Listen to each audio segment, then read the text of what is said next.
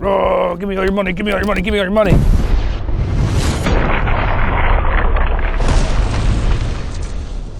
Over the course of this channel, we have shot plenty of different types of armor, from metal to ballistic glass to ceramic. Normally when you think of armor, you're thinking of a defensive product, and this was brought to us as the glass that fights back. It's kind of reactive armor, right? Like reactive armor, yeah. We've got some ballistic head busts from Chris at Ballistic Dummy Lab. Thanks again, Chris. Love you. So we're gonna test it basically up to there and maybe throw some like fat slugs at it or something. Yeah, welcome back to Ballistic High Speed.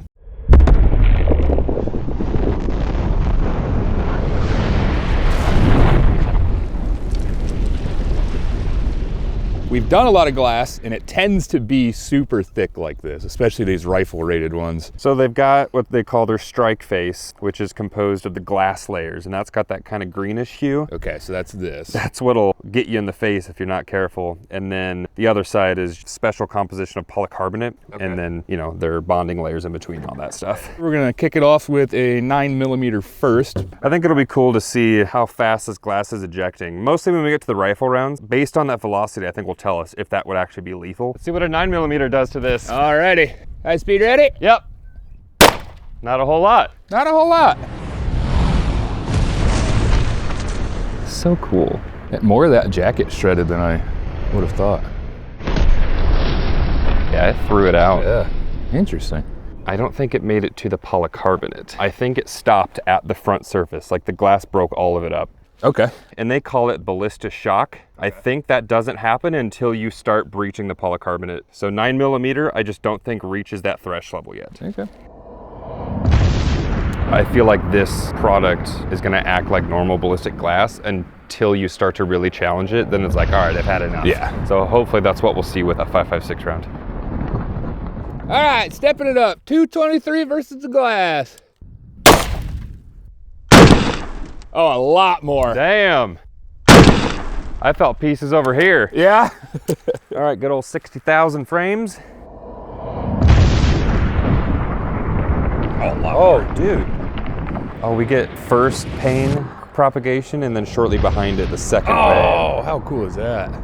Look how fast that's moving. That's screaming.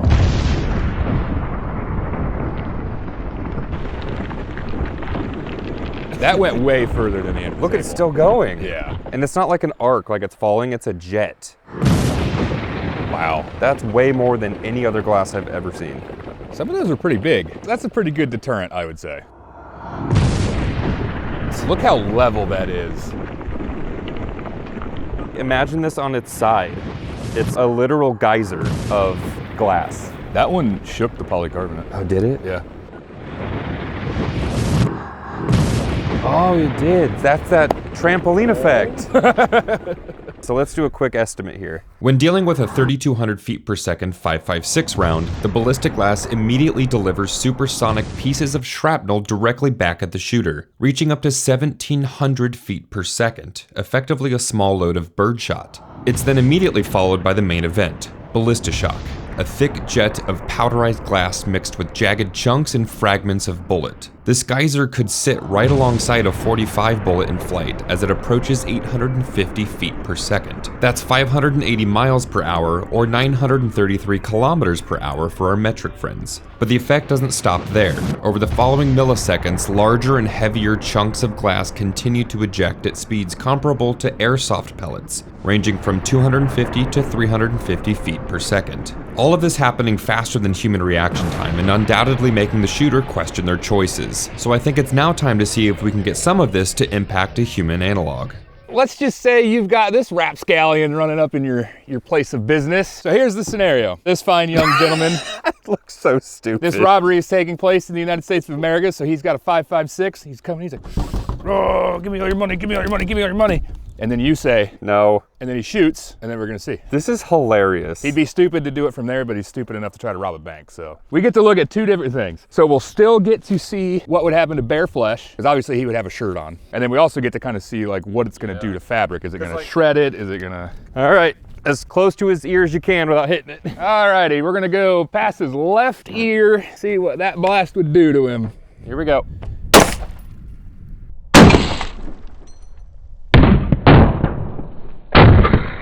Ooh, I snuck that there right past him. Yeah. Oh, that's gonna be a rough day.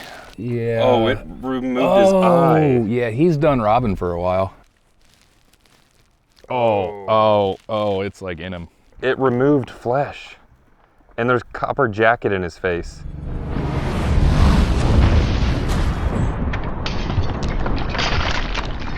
Oh, yeah. Oh, It just gets worse.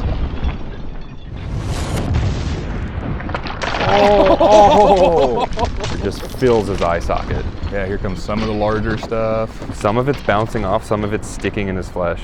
That's gonna be a bad day. I mean, think about it. That bone right there is that heart right there. It's going inside the socket. Yep. I would say it fights back. Yeah, that's. All those little holes is pieces of glass that when it look real close Oh, I on didn't his see eye. any of this from over there. Yeah, his eye is full of glass and it removed part of his eyebrow and his skin. Oh. I mean, look how much is missing him and it's still. Yeah. So just imagining if all of this hit him, whether it was the face or the chest or the neck. I mean, if this hit the neck, this is taking flesh off because the neck skin is so I mean, this thin. is glass. Damn. 308? Maybe let's try a 308 with no dummy. Yeah. Just to see what's See what happening. happens. For those of you that enjoy supporting our channel to help us do more cool videos like this, we have more merch that is available right now. From the fun that we had in that grenade episode, we have the spicy pineapple grenade. So we've got that in t-shirts in various colors, as well as tank tops and a nice cool vinyl sticker. You can put that on your Pelican cases, if you've got gun cases or camera cases, put it on your laptop, put it whatever you want. So if you want to pick one of those up, head over to Bunker Branding, link in the description. Back to the video. This is a good point to remind you that this product is rated to UL level 7, which means the 308 caliber is purely experimental, with no expectations. That was noticeably more Yeah. ballista shock. And that's why we put shields in front of us. That definitely made it all the way back to here. By nearly doubling the kinetic energy on impact with the 308 round, the immediate shrapnel explodes out of the surface at over 1,800 feet per second, some cutting clean through the table and others heading back toward the shooter.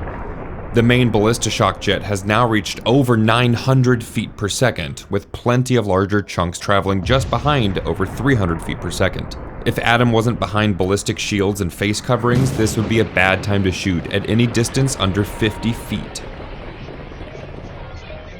So it basically looks like the 5.56 impact just scaled up. Yeah. It's having no problem holding it in. Is it bulged at all? No. It looks super flat on camera. Oh No. Ta-da! Oh, wow. How far did the polycarbonate do you think? Let me grab that broom. Huh. Yeah, not much at all. Wow. This stuff's strong. Yeah. Alrighty. So Rufus had a 5.56 and a ski mask. This here's Doofus. Doofus brought a 308. And no mask. And no mask. All right, Doofus. What happened to you? Oh, it's in his mouth and his neck. Yeah. Oh, that's a big piece of jacket embedded in him. Yeah. That one Especially hurt. up there on his shoulder. His whole face is eaten up. Oh, that's jacket. That's touching his bone in there. Yeah, he got chewed up pretty good. All this stuff could potentially hit main arteries. Your carotids aren't deep in there. They're right there. It's the only thing the dummies don't show is how much you'd be bleeding from this, from the skin. Right, yeah. Until you like get in and hit a blood pack, but. Right. Oh my goodness. I thought I got a little close. Oh, you can just see the shadow Oh, coming. the ripples. Oh, what was that? It's so much worse.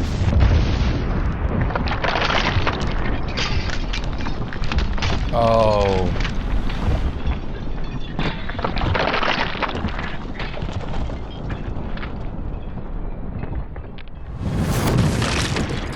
Yep. And then in the neck. He's gonna have so much of that in his mouth. Did that one hit him? That is the one that hit him right in the face. Yep. Yeah, I think he's gonna stop whatever he was just doing. This is like the bug assault gun on steroids. That's exactly what this is. Another very likely scenario in a robbery type deal would be shotguns. We have double-aught buck, then we also are just gonna have a slug. Just kind of want to see what happens when there's multiple impacts about the same time. So we should see double-aught buck. Oh my goodness.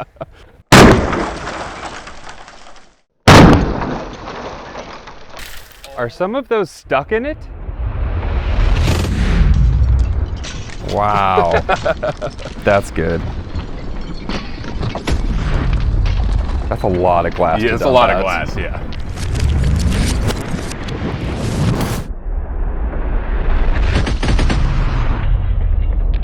I mean, that's such a thick cloud coming back too.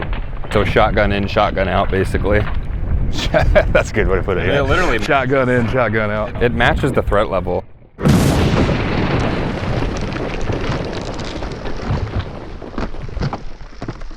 You hit every single pellet on there. Less delamination. Doesn't care at all. Wow. All right. 12 gauge slug versus ballista glass. Here we go. Ah, damn. Again, being rated at UL7 means a 12 gauge slug should not be on anyone's list of expectations for this product, and yet somehow the polycarbonate is still holding strong. Jeez. Yeah, polycarbonate does not care. No. Look at that shockwave. We get Mach cone and shockwave.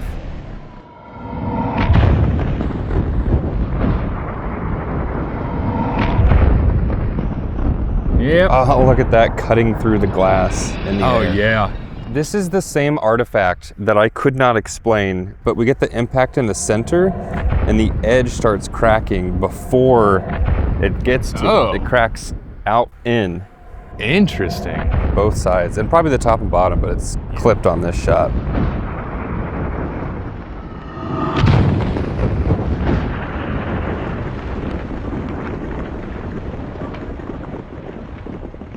Look how it shaped it. That's a wizard sorting hat. Why would it do that? Why would it do that? All right, as you can see by the phantom placement, we are now going to be looking through the back of the glass to hopefully see what's happening to the bullet. And we're gonna go back to a 308. 308. 150,000 frames a second. 150. You said the most we've done yet is 80? Yeah.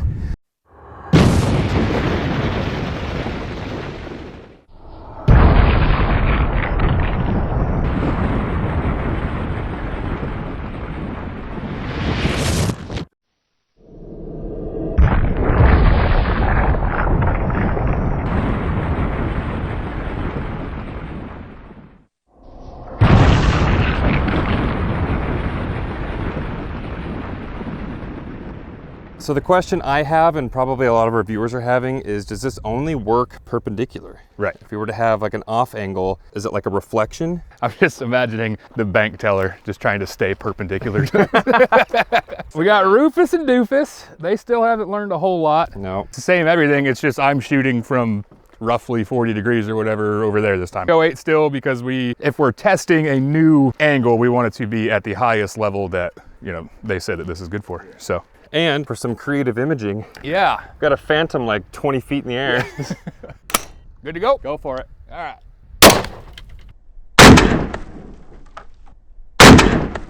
All right, let's see what happened to Rufus and Doofus. Oh, look at his shoulder. I think the bullet went through him. Really? Oh, for sure did. I think because of the angle, it didn't spend much time with the bullet in there and it skipped it back out. Yeah. Doofus is fine. Doofus is all right.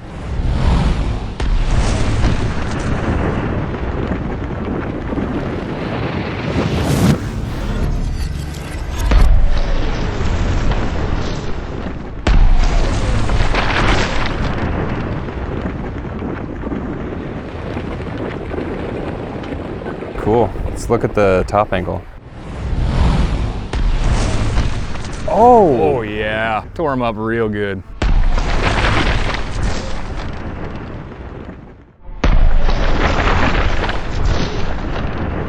Oh yeah, look, it's still coming out this way. Oh yeah. So it just splits the energy between the normal perpendicular and the reflected angle.